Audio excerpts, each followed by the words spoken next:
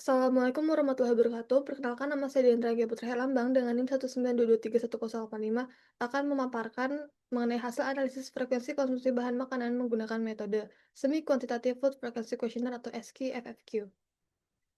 Pertama-tama adalah latar belakang di mana Semi Quantitative Food Frequency Questionnaire atau SQFFQ dirancang untuk mencatat informasi mengenai jenis pangan yang dikonsumsi, tingkat keberagaman makanan, frekuensi konsumsi, serta besar atau jumlah porsi yang dikonsumsi seseorang dalam periode waktu tertentu.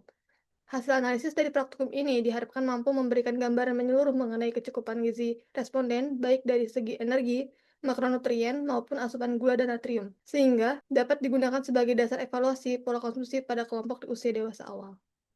Selanjutnya adalah penggunaan metode dengan SKFFQ, yaitu menggunakan periode waktu 1 bulan sebelum kuesioner, serta menggunakan konsumsi dalam kategori 1 hari, 1 minggu, 1 bulan, dan tidak pernah.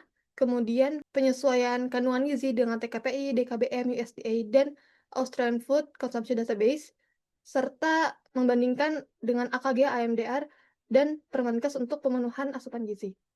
Berikut adalah biodata responden dengan nama Fani Natalia Haryono, berjenis kelamin perempuan dan berusia 20 tahun. Dan berikut adalah form SKFFQ dari responden. Dan hasil analisisnya sebagai berikut, yaitu pada karbohidrat, mengonsumsi nasi setiap hari sebanyak 2 kali, dan lainnya sekali seminggu atau sekali sampai 2 kali dalam sebulan. Untuk makanan kemasan, hanya sereal sebanyak 2 kali dalam seminggu. Untuk snack manis seperti wafer, 3 kali seminggu, dan sisanya sebulan sekali atau tidak pernah. Untuk minuman kemasan, teh, jus sari buah, dan es krim sebanyak 1 kali dalam sebulan, dan susu UHT 2 kali dalam sebulan. Untuk buah segar seperti nanas dan jeruk rutin lebih dari 3 kali dalam sebulan. Kemudian untuk pisang raja 2 kali dalam seminggu, melon dan jambu sekali sebulan. Terakhir, bahan tambahan seperti gula setiap hari dikonsumsi, kemudian untuk saus dan susu kental manis 3 kali dalam seminggu, dan kecap 3 kali dalam sebulan. Berikutnya adalah perhitungan asupan responden individu, di mana tahapannya meliputi mengumpulkan data SKFQ responden, kemudian mengonversikan frekuensi, serta menyesuaikan porsi, dan tahapan yang selanjutnya adalah menotalkan porsi harian, di mana frekuensi dikali porsi, selanjutnya mencari kandungan gizi dari TKPI, DKBM, dan USD, dan lain sebagainya, kemudian menghitung total asupan gizi, dan yang terakhir membandingkannya dengan AKG, AMDR, dan Permenkes. Berikutnya adalah hasil analisis asupan gizi responden, di mana asupan energinya termasuk defisit karena asupannya hanya sebanyak 717 kalori, yaitu sekitar 32% kebutuhan 2.250 kalori. Untuk karbohidratnya di bawah AMDR, yaitu hanya memenuhi 28% kebutuhan. Untuk proteinnya hanya memenuhi 2% dari kebutuhan. Untuk lemaknya hanya memenuhi 4% dari kebutuhan atau 8,9 gram. Untuk gulanya masih dalam kategori aman, yaitu 82,2% dari batas maksimal Permenkes. Kemudian untuk natriumnya 569 mg, yaitu 28% dari batas 2000 mg, sehingga tergolong aman namun masih rendah.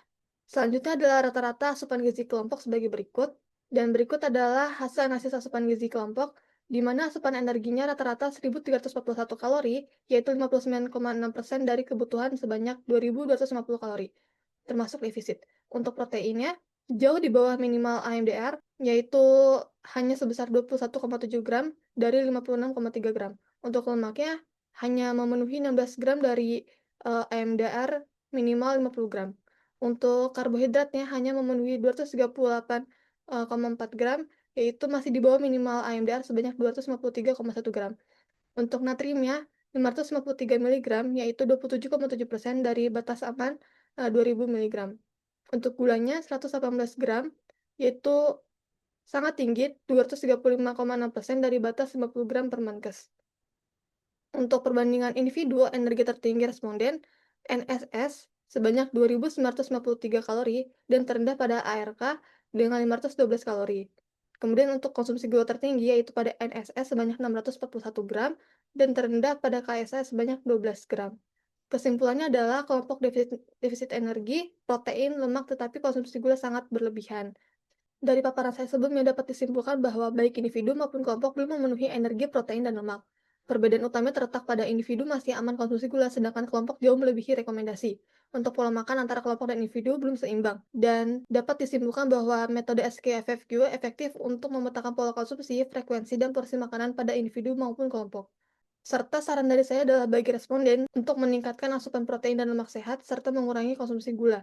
Bagi praktikum selanjutnya, lakukan wawancara lebih mendalam terkait kebiasaan makan dan faktor yang mempengaruhinya. Bagi institusi kesehatan, Sebaiknya melakukan intervensi edukasi gizi bagi dewasa muda untuk mencegah penyakit metabolik, serta meningkatkan pengawasan konsumsi gula dan garam. Sekian dari saya. Wassalamualaikum warahmatullahi wabarakatuh.